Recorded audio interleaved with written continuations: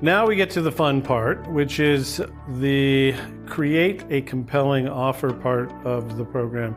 It requires some creativity.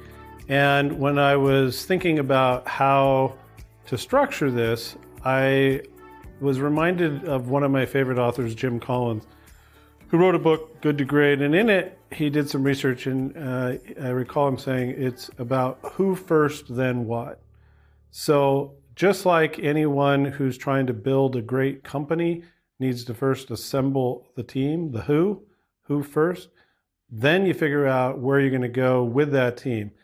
I would argue that in venture finance, you should keep that in mind. Similarly, when you think about who you want to raise the money from, because you need to think about what's in it for them. Why would they want to part with their money to help you achieve your dream? And the thing that's important to think about is, although money theoretically is a fungible commodity, it's really not true that all money is equal. Actually, some money comes with value add, some money comes with strings attached. And so as you think about where you're going to get the money and think about the strategic value and how you're going to convince that person or entity to share it with you, that's the first question, is the who. So what we're going to do in this module is we're going to look at some of the more common types of investors. Think of it like a jungle, if you will. Which of those species, which animals, which beasts are we going to be focused on?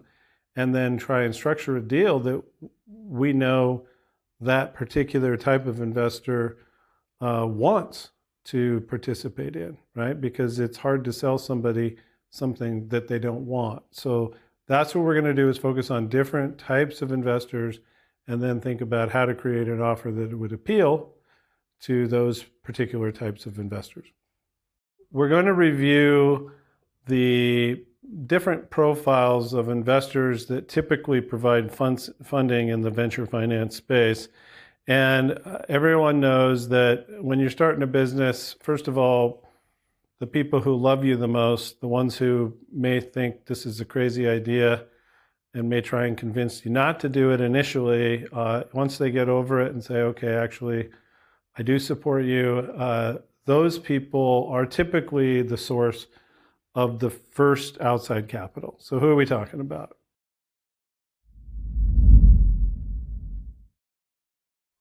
Family, could be your parents, could be your aunt or uncle or grandparents. Friends, close friends. And you frequently hear about friends, family, and fools. Fools would be people that, for whatever reason, want to throw money in at this early stage, but aren't really a professional investor. And all of these have one thing in common. They're essentially supporting the entrepreneur because they like the entrepreneur. They're supporting the entrepreneur because maybe they love the entrepreneur personally as a relationship. And that money tends to be the least sophisticated in general. So that's the first type of money. Another way that you can raise money, and it's still emerging, is crowdfunding. And crowdfunding comes in different, forms, but essentially that's you appealing to an audience. Hey, I've got this project or I've got this thing.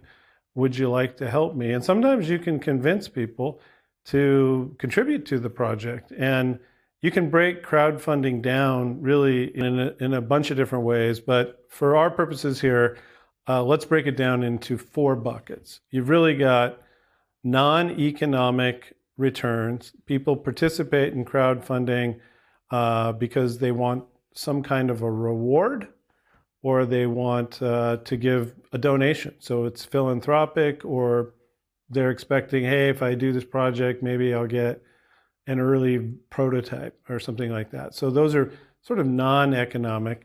The other area, the other 2 buckets would be economic. People are participating either because they want to have some kind of an equity interest. So equity-based crowdfunding is now legal in many countries, and or debt. So you could do equity or debt. And those are the 4 buckets for crowdfunding, putting aside STOs and ICOs, which are kind of a separate category. In addition, other parts of the ecosystem that have become a pretty big player are both business accelerators and business incubators. And really the difference that I've seen people say, well, an incubator is like incubating a little baby, whereas an accelerator is like a rocket ship.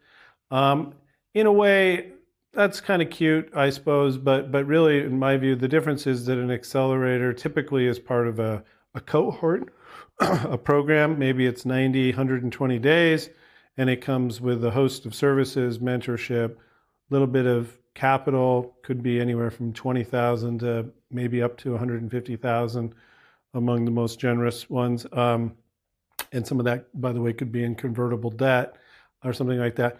Whereas an incubator is more of an ongoing commitment. So maybe there's no defined begin and end. It's you come in on a rolling basis, and those incubators can provide a host of support, cash and non-cash support. So sometimes they have shared services.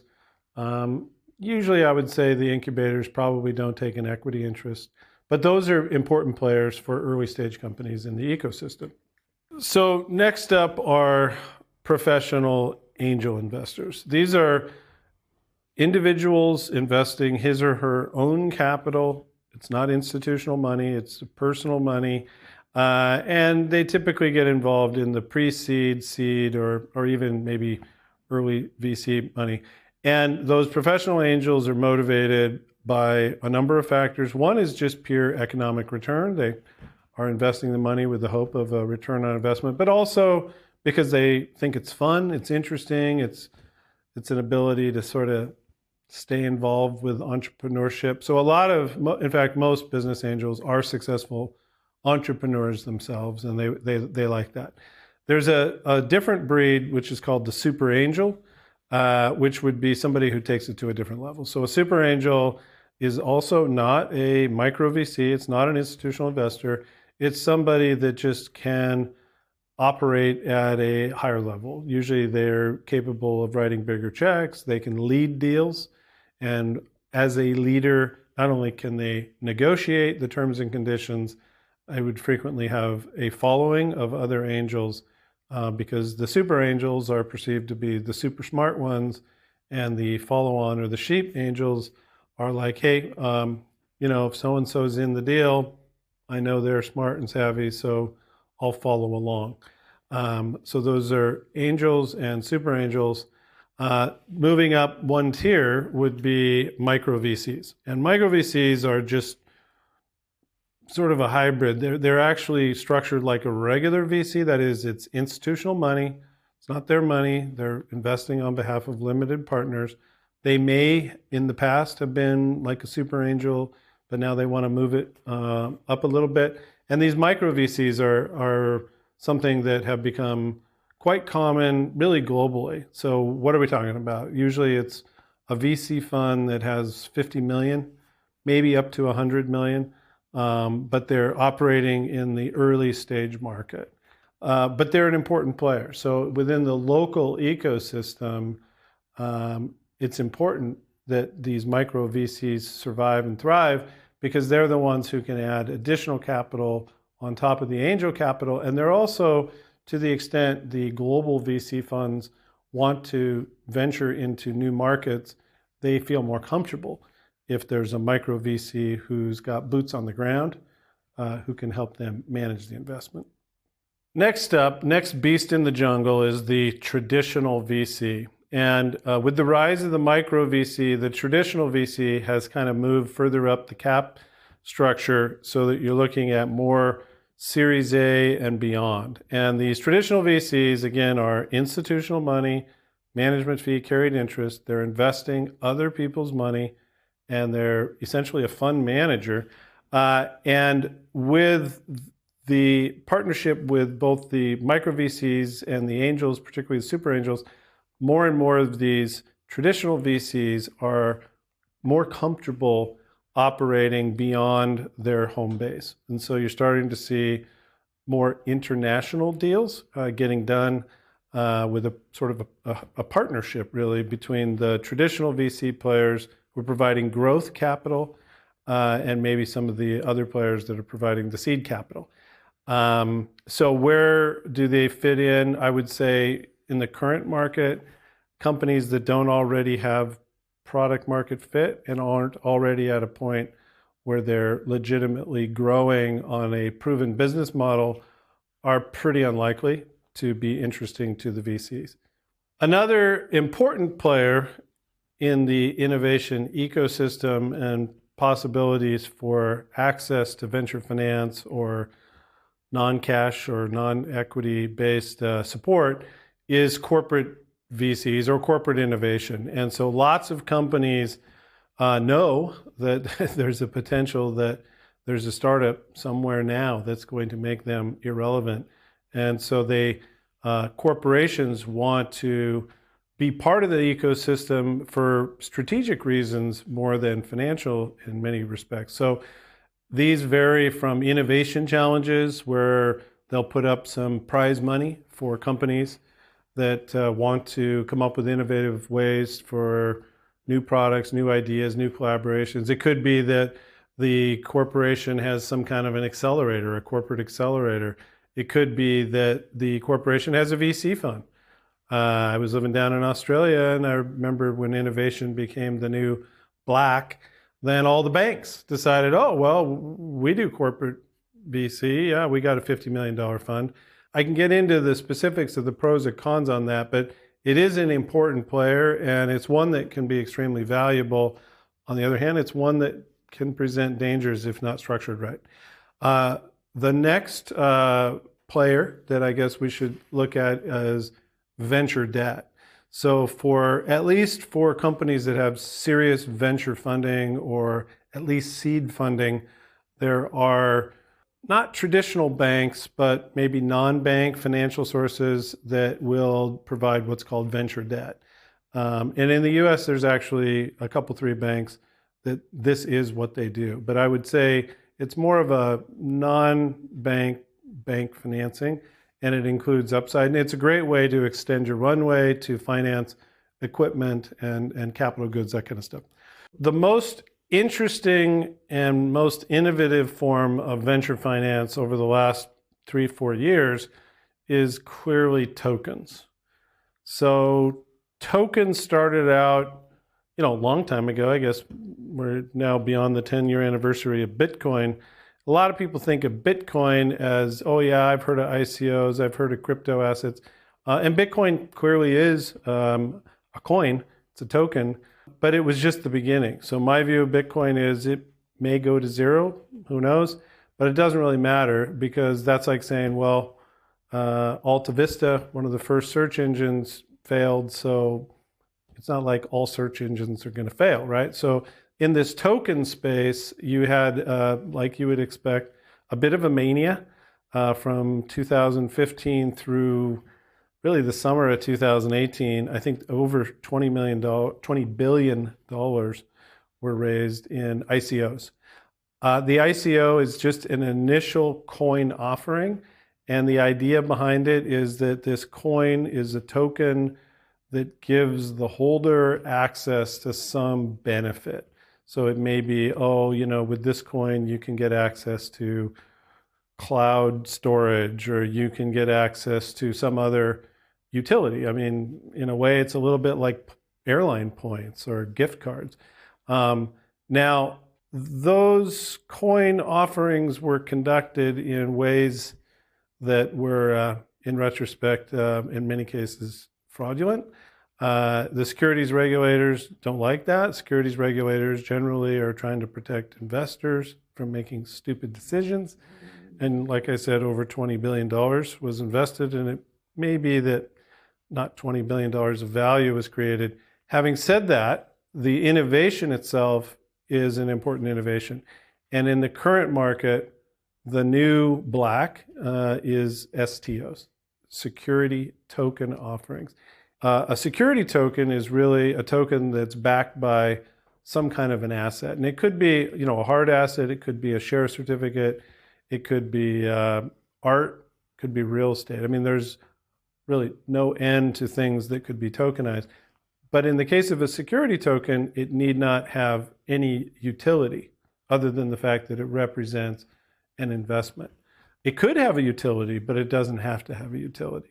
So in the future, I think my prediction is we're going to see a lot of companies using this STO method to attract risk capital and venture finance. So to reiterate, let me just go through again the different beasts in the jungle, the different species. We've got friends, family, and fools. We've got crowdfunding. We got business incubators, business accelerators. We've got professional angels. We've got super angels. We've got micro VCs.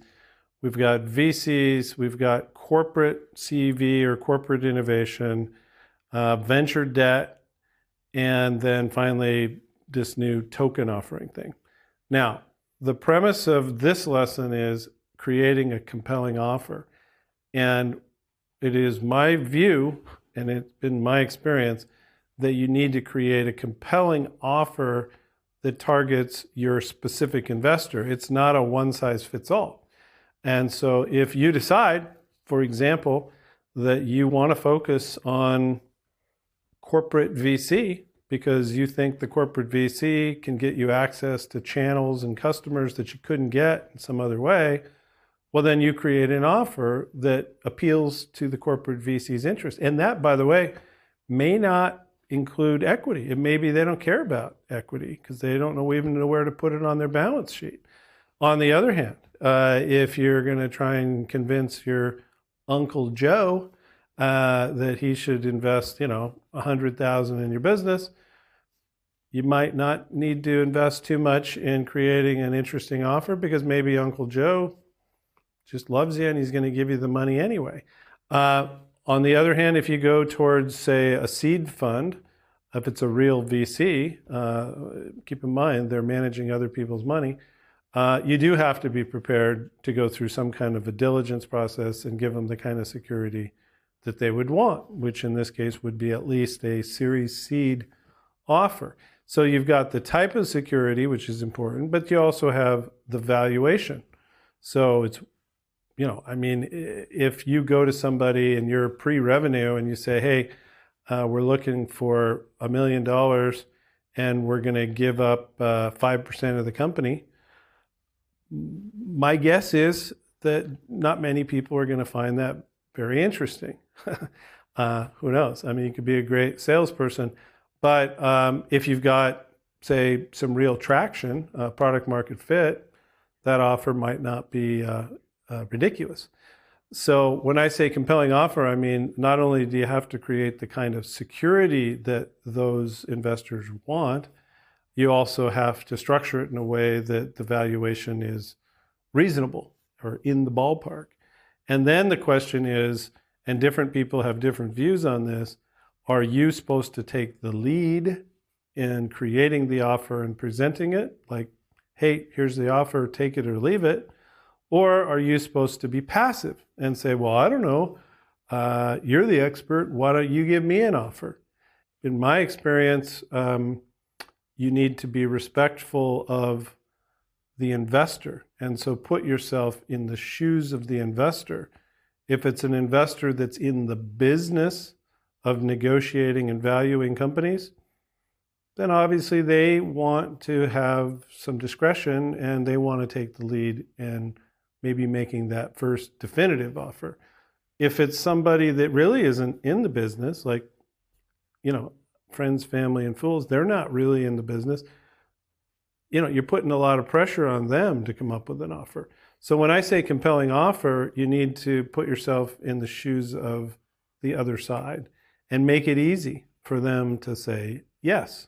And the harder you make it for them to say yes, the less likely it is that you'll get a yes, which is kind of intuitive, right? But I find for a lot of entrepreneurs, they have a tough time coming up with any kind of a compelling offer that's actionable within a reasonable time period.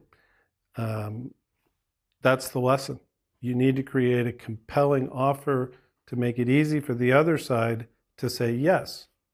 And that means you probably need a lawyer. You probably need a securities lawyer who can help you make sure that this offer that you're presenting makes sense before you present it.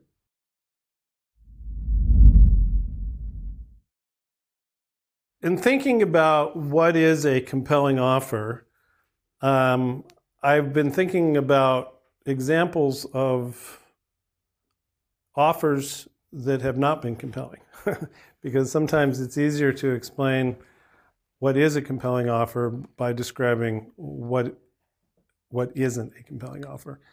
Over the last, say, 18 months, I've looked at over 1,000 deals. And I'm a curious, open-minded person and like to think I'm easy to talk to. And in that time period, I've been presented with an opportunity to be part of the investor group in many different ventures. And I've had people come and visit me where I live in Basel, Switzerland, take a train, 3-hour train ride, come to me and say, hey, would you be an investor? And I'm curious and open-minded and listen to the story. I'm like, well, what is the offer? What's the deal? Well, you're the professional. You should make me the offer. I'm like, well, really? I mean, you want me to do the homework? I mean, is there anything we can look at? Not yet.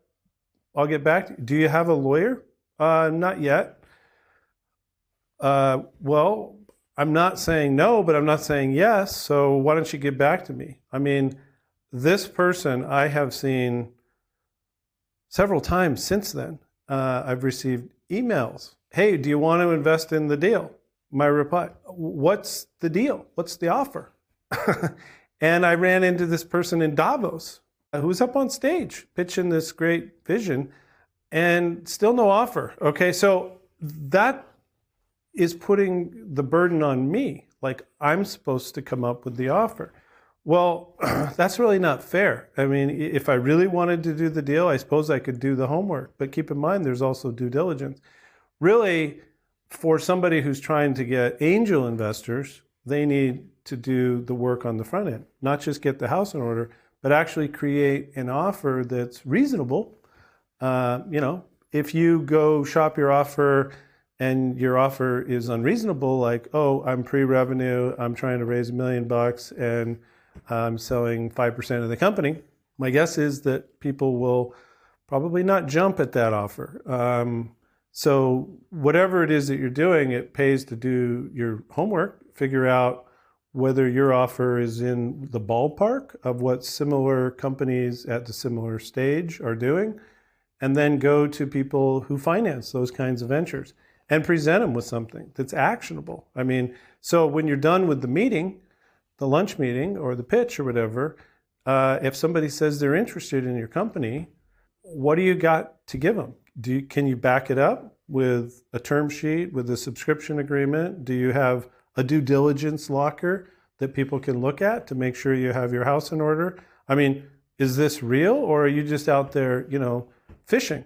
Because a fishing expedition, when you don't have your house in order and you don't have something that's actionable, is likely to be a bad day fishing, and it could go on for months. So that's what a good offer does require you to be organized and to have something that's actionable. Now, flip it around and say, which deals did I invest in? Because I last year did 8. In each case, the company was well organized, had a due diligence locker, already had the legal agreements in place. And at that point, honestly, all I had to do was get comfortable, sign the subscription agreement, and wire the money. That's a good offer. That's a compelling offer. So that, in my experience at least, is what you got to do. I'm not saying that you don't also need to negotiate, and different types of investors may want to negotiate. Venture capital firms in particular might want to control the negotiation, but that's what a compelling offer is. You need to figure out what the deal terms are. Likewise, with these corporate VC things, they probably don't know what exactly they want to get out of it. They just have some person assigned to run the program, may have no prior experience in innovation or venture, but they're creative, they want to get some value. And so in those cases, who knows what you need to do to be able to get value out of it. But those kinds of deals typically are set by the corporation, and then you just need to comply with it. Some of those are great opportunities.